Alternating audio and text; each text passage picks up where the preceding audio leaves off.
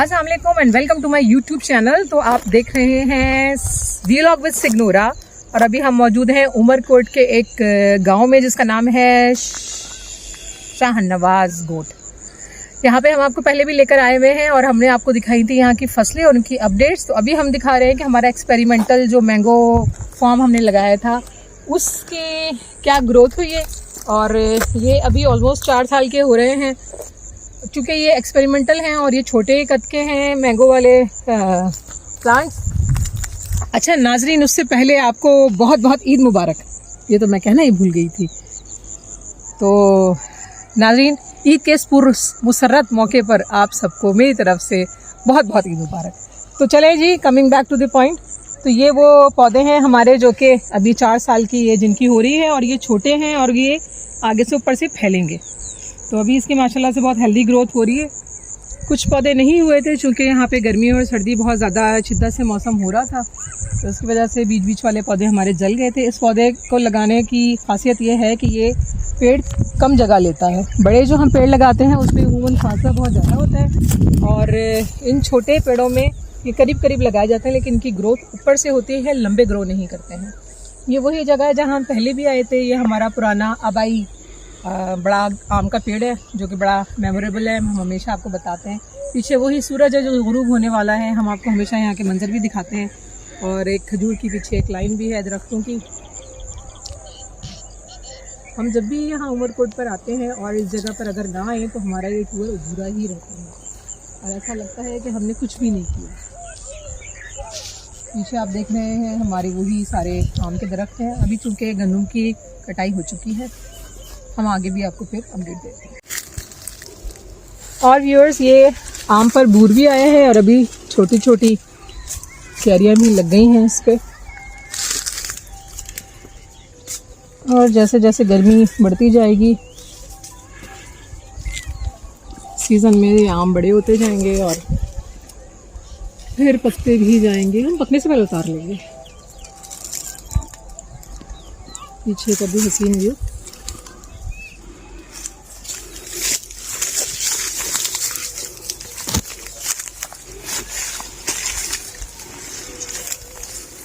और ये आप लोग देख रहे हैं गंदम सारी कटाई हो चुकी है। यहाँ पे आपको सारी गंदम मिलती है। आप ये नीचे भी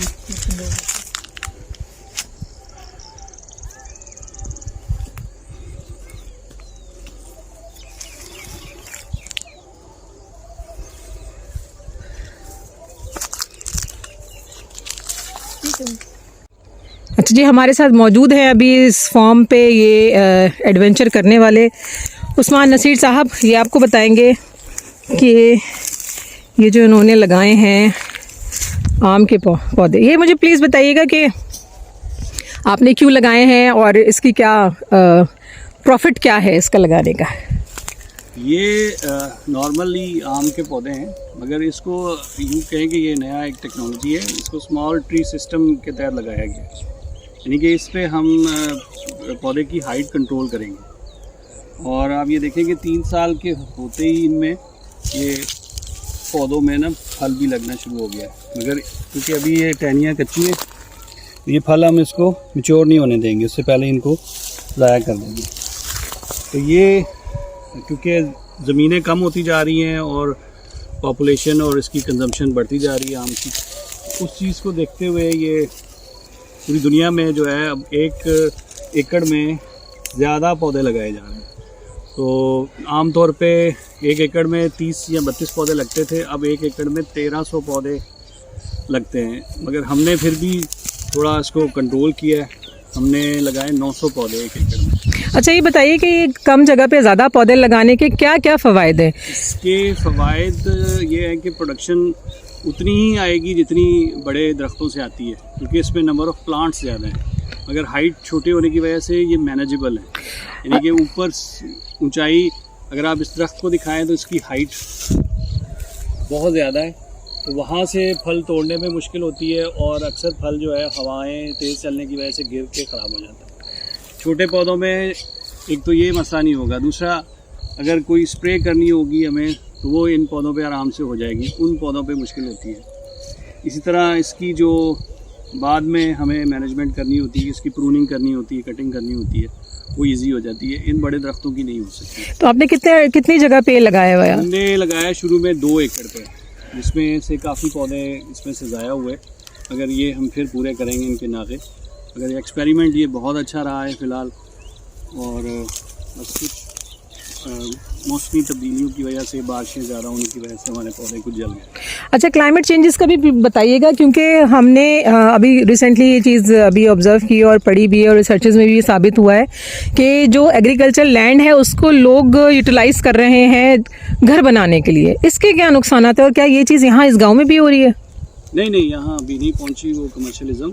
अगर जैसे की एरियाज़ हैं, जैसे हमारे सिंध में कहा जाए तो हैदराबाद है, टंडोला यार है, इस तरह काफ़ी शहरों के पास के जो बागात थे वो ख़त्म हो गए। तो मुल्तान में भी ऐसे हमने देखा कि वहाँ पे भी ऐसे ही अच्छे ज़रखेज़ एकड़ों पे बाग लगे हुए थे, वो फिर कॉलोनियाँ बन गई। तो ये चीज़ है। अच्छा, आपके यहाँ पे पानी का बड़ा पिछले अरसे कुछ 10-12 साल पहले यहाँ पे पानी का बड़ा कहत होता था, तो अभी आपकी फसलें देख के लगता है कि पानी का अभी इतना कहत नहीं है। यहाँ पे पानी का क्या सिस्टम है, और आप लोगों ने यहाँ पे क्या सिस्टम किया हुआ है? हाँ, नहीं, इसमें अभी हम लोगों ने तो खैर स्पेशल कोई सिस्टम नहीं किया, मगर हम करना का सोच रहे हैं। वो यही है कि ड्रिप इरिगेशन पे हम इन प्लांट्स को लगाएं। दूसरा ये है कि गवर्नमेंट ने अभी ये सांगड़ के करीब चुटियारी डैम है, वहाँ से यहाँ तक जो है नहर को पक्का करवा दिया है, इसलिए पानी अब उतनी शॉर्टेज नहीं होती जितनी पहले होती थी। तो पानी आता रहता है थोड़ा बहुत। तो साल में आप लोग कितनी फसलें लगाते हैं यहाँ पे? हम 2 फसलें तो ले ही लेते हैं। इसमें गर्मियों में हम कपास और मिर्च वगैरह लगा लेते हैं, और सर्दियों में सरसों और गंदम। तो रबी और खरीफ दोनों की फसलें हो जाती हैं, 2-2, 3-3 भी हो जाती हैं। और बाग में आपने कौन कौन से बाग लगाए? बाग में हमारे पास आम ज़्यादातर है, बेर होता है यहाँ पे, जो मोटा बेर होता है, सूफ बेर या स्यू बेर भी बोलते हैं, और फालसा भी है, एक यहाँ किसान उन्होंने लगाया हुआ है, चीकू भी है। अगर आम ज़्यादा है, ज़्यादा एकड़ों में, खजूर के पौधे भी हैं, वैसे तो नींबू भी है। और कौन सी टेक्नोलॉजी आपने यहाँ इंट्रोड्यूस कराई है, या आप इन फ्यूचर इंट्रोड्यूस कराना चाहते हैं?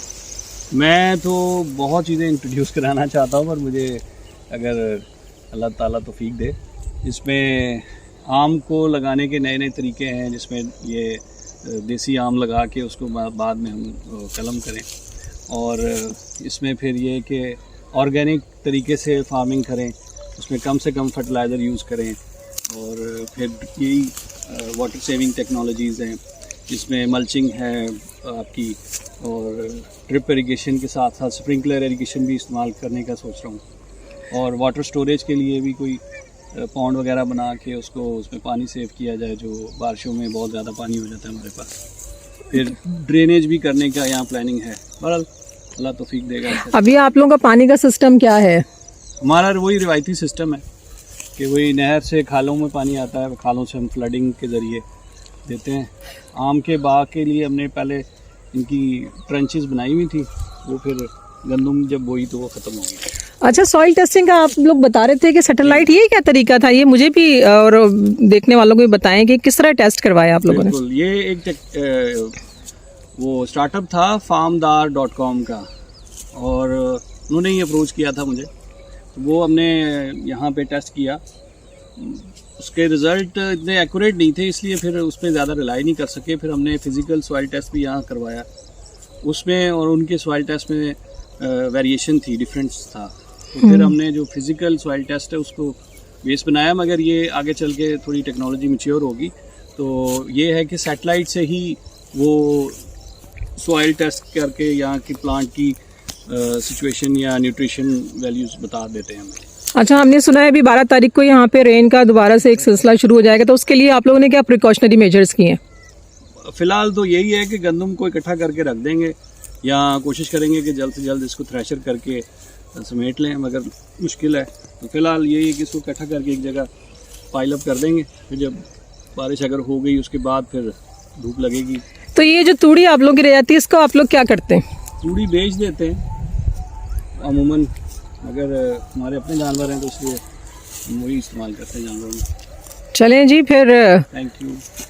दोबारा फिर हम आएंगे तो इनसे फिर पूछेंगे कि क्या चीज़ लगी, कोई फसल लगी होगी तो फिर हम उनके फ़वाइद इनसे पूछेंगे। मैं आपको और पौधा दिखाना चाहूँगा। जी जी, बहुत अच्छा फ्रूट आया हुआ है और कोई एक अच्छा पौधा हम फोड़ेंगे रिज़ल्ट देखने के लिए, और बड़ी खुशी होती है अपने हाथ के पौधे लगाए हुए। अच्छा, वो पौधा अब्बू ने लगाया था वो आज भी ज़िंदा है। तो ये बाग जो है अब्बू के हाथों से लगा हुआ है, तो ये भी एक इमोशनल अटैचमेंट है इसके साथ। शुक्रिया।